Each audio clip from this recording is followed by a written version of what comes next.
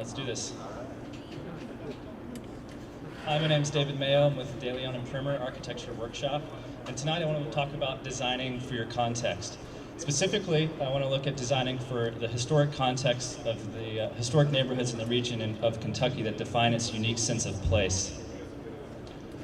First, I want to make a distinction here that there's a difference between designing for historic preservation involving protecting historic properties versus historic restoration involving returning a property back to its most significant time period.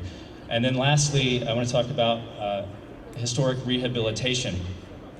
That involves renovations and additions to historic structures. And that's what I want to focus on today, is historic rehabilitation.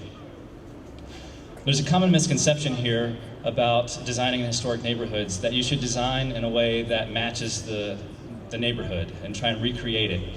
But the Secretary of Interior standards actually mandate the opposite.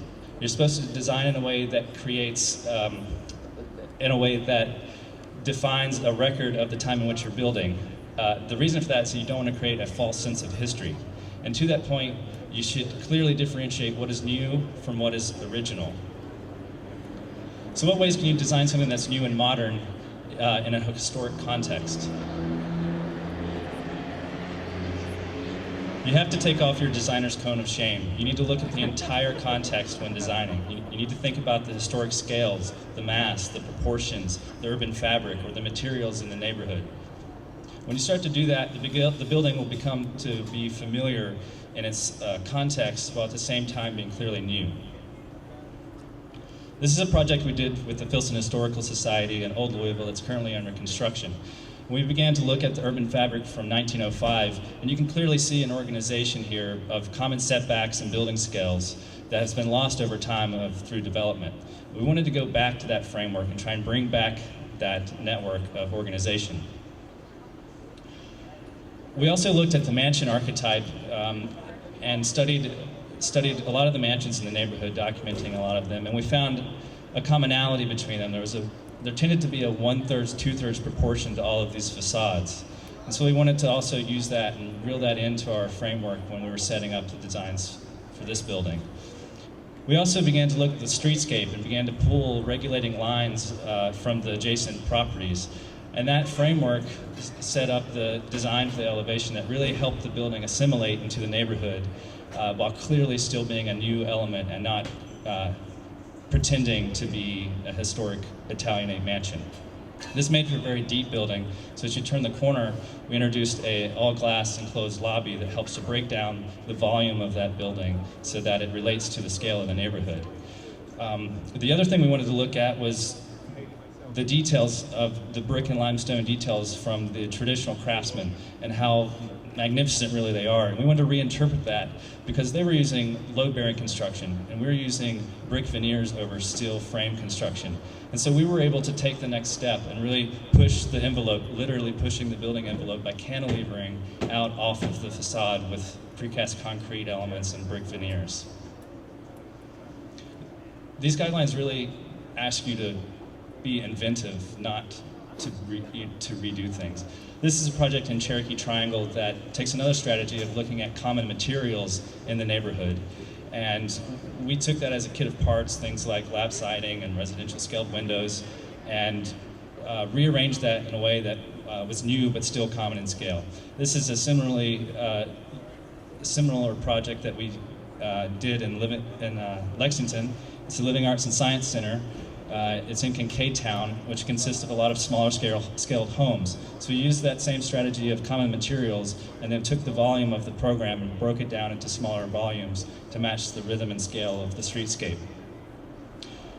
This is a project that we did in Guthrie, Kentucky, where we came in and stabilized a historic building and inserted a volume of program. And this really proved that it's never too late to save a historic building. There's a trend of thinking, specifically in Louisville, of only saving the facades of these buildings, and we really wanted to test that with this project. When we found the building, there was a giant tree growing out of it, and the ceiling had fallen in, it was raining inside, the second floor had fallen onto the first floor, you could see through holes in the wall where the mortar had just completely disintegrated. and it seemed like every time I visited the site, another portion of the building had fallen in, and each brick needed to be renumbered and relaid before we could continue. So it really is the race against time here. But we used the guidelines again, and this project really highlights the power of clearly differentiating the new interior renovations from the historic exterior shell. We did this through certain strategies like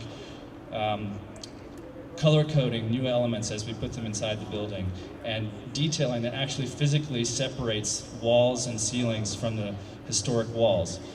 We did this through a series of reveals, and I think this really does go to show the power of the juxtaposition between something that's new and something that's old. And that contrast, that intentional contrast, really amplifies one another. To me, this is a good example of how the whole is greater than the sum of its parts. This is the Wild Turkey Bourbon Visitor Center on the Bourbon Trail, recently opened. And this is an example of how do you do this in a rural setting. And we began to look at what is the appropriate massing that you would typically see in this region. And of course, it's ubiquitous to the area, the tobacco barn. So we kind of went that direction, but we didn't just use the traditional form. As you move closer to the building, it starts to reveal a nuanced modern detailing of the way we've reinterpreted the barn lap siding as it shifts across the elevation, or how we've reinterpreted the interior finishes to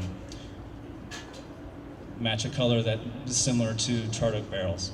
So in closing, I think we should respect our historic context. We're not trying to do bad remakes of classics.